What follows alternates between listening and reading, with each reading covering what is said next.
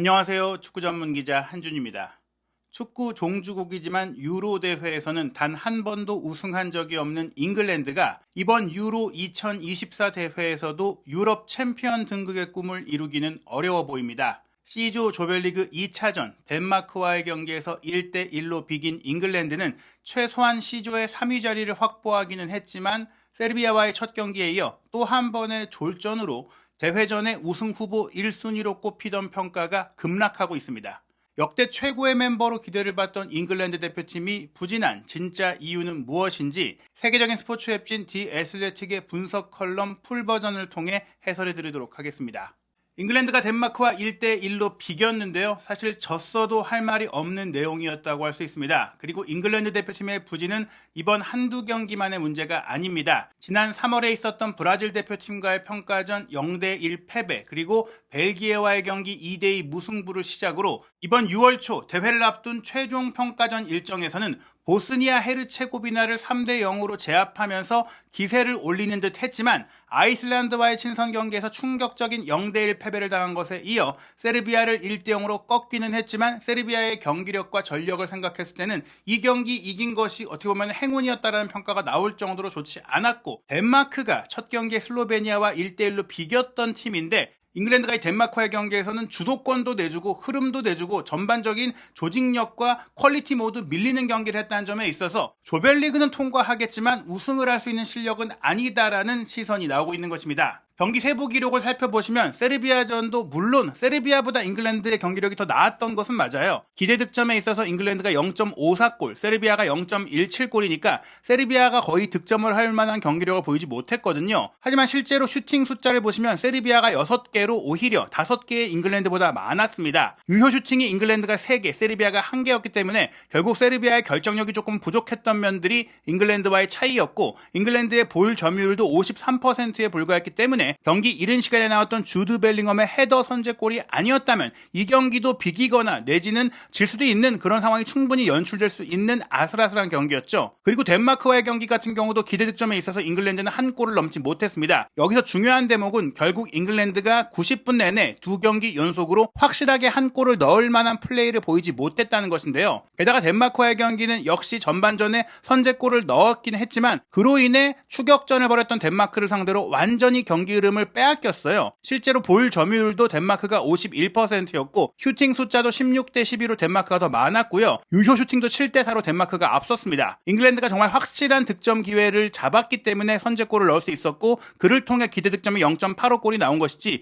경기 전반적인 상황을 봤을 때는 덴마크의 동점골이 조금은 득점 성공 확률이 높지 않았던 중거리 슈팅 원더골이었기 때문에 덴마크가 기록한 0.82골의 기대 득점은 어떻게 보면 경기 전반적으로는 덴마크가 잉글랜드와 비교했을 때 더 많은 득점을 넣을 수 있을 정도의 경기 내용을 보였다고 할 수 있습니다. 이러한 부분은 경기 전체 흐름, 실시간 공격 위협도를 통해서도 드러나는데요. 우선 세르비아를 1대0으로 꺾었던 경기에 잉글랜드의 위협도가 노란색으로 표기되어 있는데, 분명히 전반전 초반에는 잉글랜드가 기세를 올렸지만 전반 막판, 특히 선제골을 넣은 이후부터는 점차 둔화되더니 당연히 동점골을 노려야 하는 세르비아의 공격 기세가 높을 수밖에 없지만 후반전에는 거의 잠깐의 시간, 정말 많은 선수를 교체하면서 그로 인해 조금의 흐름이 바뀌었던 막판 순간을 제외하면 잉글랜드가 거의 공격 기회를 만들지 못했고요. 또 공격 위협도 그래프가 이번 대회에서 강력한 전력으로 평가받고 있는 독일이나 스페인이나 혹은 다른 강국들과 비교했을 때 치솟는 경우가 거의 없었어요. 즉 득점이 확실히 될 수 있는 그런 위협적인 기회를 경기 내내 거의 만들지 못했다라는 것이고요. 덴마크와의 경기는 더 큰 문제가 드러났는데, 오히려 덴마크가 경기 초반 흐름을 주도하다가 조금은 행운의 선제골이 역시 잉글랜드에게 나왔던 그 시점을 제외하고는 전반전 내내 덴마크가 꾸준히 지속적으로 공격 위협을 만들어냈고, 후반전에도 선수 교체 이후 시점에서 경기력이 더 좋아졌던 것도 오히려 덴마크였다. 물론 잉글랜드도 후반 중간에 잠깐 시간은 주저했던 타이밍이 있었지만 이때는 덴마크도 계속 골이 나오지 않던 상황에서 숨고르기가 필요했었고, 경기의 일반적인 진행 특성상 한 팀이 완전히 일방적으로 끌고 가는 것은 거의 전력 차이가 큰 경우에만 나타나는데, 지금 잉글랜드와 덴마크 같은 경우에는 오히려 잉글랜드의 전력이 덴마크보다 높은 것으로 평가받고 있는 상황이기 때문에 이렇게 덴마크가 경기 내내 높은 수준의 공격 위협도를 더 빈번하게 만들었다라는 것은 잉글랜드가 가진 자원, 가진 선수층을 충분히 활용하지 못하고 있다라는 평가가 나올 수밖에 없고, 이로 인해 가레스 사우스게이트 감독에 대한 비판 여론이 점차 영국 현지에서 나오고 있는 상황인데요. 그렇다면 디 애슬레틱은 잉글랜드의 경기력 부진을 어떻게 진단했을까요? 제목에서 볼 수 있듯이 케인이 득점을 올리기는 했지만 경기 내내 고전하는 모습, 케인의 경기력이 좋지 않다라는 얘기가 나오고 있고, 또 잉글랜드가 드롭 딥, 깊이 내려서서 소극적인 경기를 한다는 것도 지적을 했습니다. 물론 덴마크의 득점은 슐만의 원더골을 통해 나왔던 것이긴 하지만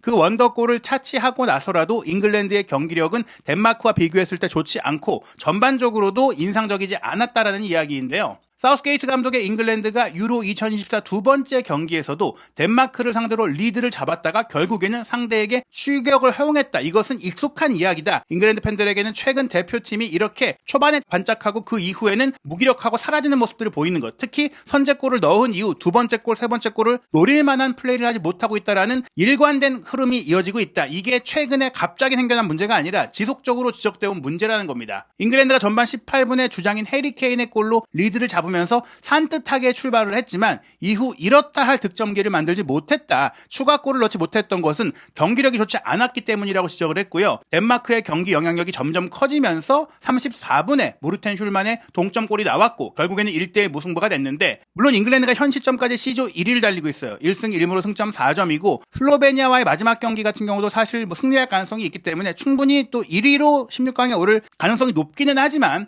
덴마크가 승점 2점 그리고 이제 슬로베니아도 승점 2점인 상태에서 마지막 경기에서 만약 이제 슬로베니아가 잉글랜드를 잡고 또 덴마크도 세르비아를 잡는 상황이 연출이 된다면 잉글랜드는 3위가 돼서 3위 중에 이제 16강 진출팀의 자리를 노릴 수도 있는 그런 상황이 될 수 있습니다. 물론 현재 객관적인 전력상 잉글랜드가 최소한 무승부를 거두면서 자력으로 16강에 오를 가능성이 더 높은 것은 사실이지만, 잉글랜드의 문제는 16강에 오르는 게 아니라 우승을 노리는 팀이라는 점에 있어서 이 두 경기는 잉글랜드 팬들의 실망감을 낳기에 충분했습니다. 주목할 점이 바로 잉글랜드가 내려서서 경기를 한다라는 점인데요. 잉글랜드가 리드를 잡은 뒤 또다시 내려앉았다라는 점은 세르비아와의 선제골 역시 이른 시간에 골을 넣고 나서는 조금은 내려서서 상대의 공격을 유도하고 역습하려고 하는 수동적인 축구를 시도했다라는 지적들이 또 한 번 연결된 것인데요. 보통의 경우에는 전반 20분 안에 이른 시간에 골을 넣게 되면은 경기에 대한 긴장감과 부담감이 내려가니까 남은 시간은 더 편안하고 자유롭게 경기를 할 수 있게 되는 게 마련인데, 잉글랜드는 오히려 선제골을 넣고 난 이후에는 두 경기 연속으로 무기력한 패스, 보수적인 포지셔닝과 공격적인 움직임이 전면 폐지된 듯한 모습을 통해서 초반 골의 상황 이후에 대응이 된 거예요. 즉 골을 넣고 나서는 이제 움직이지 않고 달려들지 않고 멈춰서서 정말 경기를 하는 둥 마는 둥 했다라는 것이죠. 전반전 남은 시간 동안 잉글랜드는 내내 문제가 있는 것처럼 보였다고 디애슬레틱에서 지적했는데요. 미드필드 같은 경우에는 수비형 미드필더인 데클란 라이스와 본래 리버풀에서 오른쪽 풀백으로 뛰지만 인버티드 풀백으로 사실상 측면에서 안으로 들어오면서 플레이메이킹을 해왔던 트렌트 알렉산더 아놀드를 사우스게이트 감독은 아예 이번 대회에서는 잉글랜드의 중앙 미드필더로 기용을 하고 있는데, 이 알렉산더 아놀드까지도 페널티 박스 가장자리 우리 지역의 측면에 갇혀 있었다. 마치 본인이 풀백인데 인버티드 풀백으로 움직이는 것 같이, 그러면서 조금 수비적으로 플레이하는 것과 같이 서다 보니까 수비적인 라이스와 본래는 수비수인 알렉산더 아놀드가 전진하지 않고 공격적으로 경기를 풀어가지 않으니까 경기 전체가 좀 답답해졌다라는 것이죠. 게다가 전방 지역에서는 9번 자리와 10번 자리를 오가는 주드 벨링엄과 해리 케인이 나란히 비슷한 공간을 차지하는 좀 동선이 겹치는 모습들을 보여주다 보니까 상대 수비를 위협하는 데에도 실패했고 서로의 콤비네이션도 유기성이 떨어졌다는 거예요. 즉 잉글랜드가 투박했고 아이디어가 없어 보이는 경기를 했다라는 것인데, 실제 잉글랜드의 평균 포지션을 보시면은 포든, 케인 뭐 이런 선수들이 하프라인 부근에 있잖아요. 간신히 넘어가 있잖아요. 상대 페널티 에어리어 근방의 위협적인 위치를 거의 달려들지 못했고, 공수 라인이 컴팩트하기는 하지만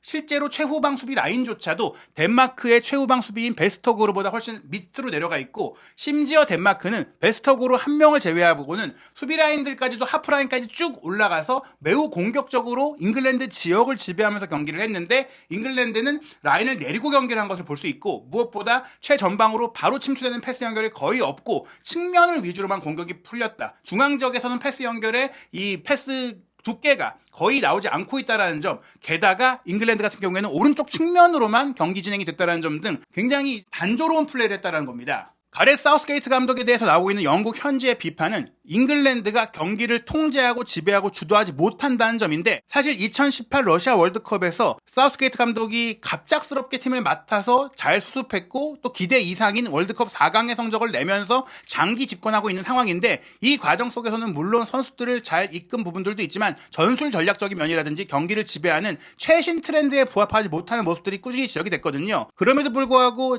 2018 러시아 월드컵에서의 성적이 좋았 알았기 때문에 유로 2020까지 감독직을 유지를 했고 또 유로 2020 같은 경우에도 결승전까지 올라갔고 아쉽게 준우승을 했잖아요. 더더욱 사우스게이트 감독의 이제 계약을 종료시킬 이유가 없었죠. 2022 카타르 월드컵 같은 경우도 아쉬운 결과가 나오기는 했지만 전반적으로 팀을 무난하게 이끌었다라는 평가 속에 확실하게 더 나은 옵션이 없는 상태에서 사실 이번 대회를 마치고 나서 잉글랜드가 새로운 감독을 찾을 수 있고 사우스게이트 감독도 클럽팀을 맡고자 하는 의지가 있다. 뭐 이런 얘기들이 많이 나오던 과정 속이었는데 무엇보다 가장 강하게 연결됐던 맨유가 테나 감독을 유임시키기로 하면서 사우스게이트 감독의 거치는 사실 물음표가 달려 있습니다. 이번 대회를 우승시킨다면 사우스게이트 감독이 또 한 번의 월드컵을 도전할 수 있겠지만 그럴 가능성이 지금으로선 높지 않아 보이고 또 사우스게이트 감독의 계약 기한 자체가 올해 말까지다 보니까 지금의 흐름이 이어진다면 사우스게이트 감독은 이번 대회를 마친 이후에 떠날 가능성이 매우 높은데요. 앞서고 있는 상황에서도 잉글랜드가 주도권을 잡지 못한다면 두 경기 내리 이른 시간 선제골을 넣고도 이런 경기력을 보였다는 것은 사우스게이트 감독의 무능력이 더 많은 조명을 받을 수밖에 없는 상황이라고 디 애슬레틱이 지적을 한 것입니다. 각종 지표를 보시면 잉글랜드가 이제 반올림했을 때 기대 득점이 0.9골이었는데 말씀드린 이 케인의 득점 상황의 기대 득점 값이 워낙 높았기 때문이지 나머지 슈팅 장면에서의 기대 득점은 그리 높지 않았고요. 오히려 덴마크의 슈팅이 더 활발했고 중거리 슈팅이든지 문전 안에서의 슈팅 위치가 훨씬 더 좋았습니다. 게다가 빌드업을 통해 만들어냈던 공격 장면도 잉글랜드가 8번인데 덴마크가 9번이었고 하이 프레싱도 잉글랜드가 11번 시도했는데 덴마크가 21번을 시도했을 정도로 최신 트렌드에 부합하는 축구를 펼친 것이 오히려 덴마크였다는 점은 세계 최고의 리그인 프리미어리그, 가장 높은 수준의 축구를 보여준다는 프리미어리그를 운영하고 있는 잉글랜드에서 프리미어리그 최고의 선수들을 모아놓은 잉글랜드 대표팀이 보여준 경기력이라고는 믿기 어려울 정도예요. 케인 같은 경우에 이 평균 포지션과 터치 위치를 보시면요. 디애슬레틱이 정말 경악하면서 소개한 내용인데 최전방 공격수로 뛰었잖아요. 벨링엄이 물론 레알 마드리드에서 사실상 최전방 공격수에 가까운 가짜 9번 역할을 했다고는 하지만 벨링엄이 케인을 방해한 것도 아님에도 오히려 이제 케인 선수가 벨링엄의 위치로 내려와서 연계를 하는 위치에 대부분 집중을 했습니다. 공격 지역에서 터치가 2번밖에 없었고요. 사실 세르비아와의 경기에서도 한 전반 30분 가까이 터치가 1번밖에 없을 정도로 경기 영향력이 떨어졌어요. 이 얘기는 잉글랜드가 후방 빌드업이 이루어지지 않고 중원 장악력, 중원 패스 플레이가 이루어지지 않다 보니까 어쩔 수 없이 케인이 경기에 관여하기 위해 내려올 수밖에 없었던 것이다. 전술적인 이유나 지침이나 동료와의 호흡 미스가 아니라 전방에 있는 케인에게 공 투입이 안 되고 공이 풀려나오지 않으니까 빌드업이 안 되니까 케인이 내려왔다라는 거예요. 그리고 내려와서 공격을 전개하려고 했을 때도 제대로 된 패스 네트워크가 형성이 되지 않았다는 것이죠. 케인이 선제골을 넣기는 했지만 전형적인 경기력이 아니었다라고 디애슬레틱도 소개하게 되는데요. 전반 18분 워커의 크로스가 문전에서 굴절된 상태에서 정말 침착하고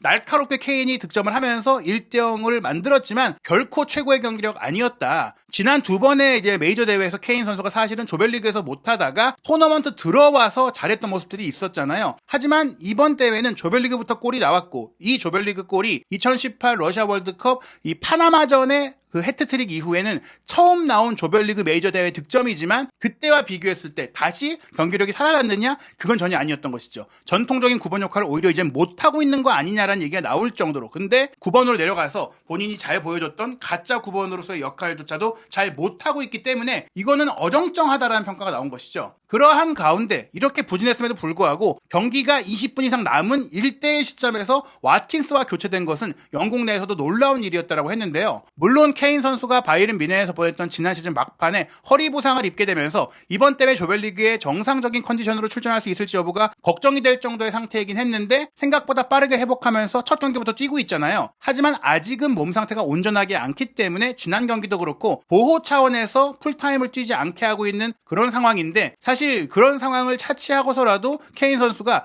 그리 인상적인 경기력을 보이지 못했기 때문에 이른 시간에 교체됐다고 봐도 좋을 정도로 케인 선수가 영향력을 발휘하지 못하고 있는 상황입니다. 결국 케인이 풀핏을 보이지 못하고 있는 것이 잉글랜드 부진의 또 다른 이유 중에 하나라고 볼 수 있겠는데요. 게다가 말씀드린 이 선제골 상황도 어떻게 보면 팀플레이의 결과라기보다는 행운의 결과였는데 카일 워커가 그나마 이날 오른쪽에서 정말 정력적인 플레이를 보여줬어요. 이 장면도 끝까지 달려가고 압박해서 덴마크의 왼쪽 풀백인 크리스티안센 선수를 괴롭히고 공을 따내면서 컷백을 줬고 이 컷백이 사카에게 연결되는 과정에서도 사카가 제대로 확보하지 못했을 때 덴마크 수비수가 막아내려다가 흐른 공이 하필이면 운 좋게 케인 앞으로 왔고 케인이 이 상황에서 수비에 6탄 방어가 있는 상태에서 왼발 슈팅을 구석으로 잘 밀어 넣었기 때문에 골이 됐습니다. 케인의 개인적인 결정력이 빛났고 워커의 개인적인 헌신이 빛났고 여기에 덴마크 수비의 집중력이 순간적으로 흔들렸던 이런 굴절의 행운까지도 잉글랜드에게 따랐던 것이지, 이 외에 사실 포든의 슈팅이 골대를 때린 장면도 있지만 이것도 중거리 슈팅으로 나왔던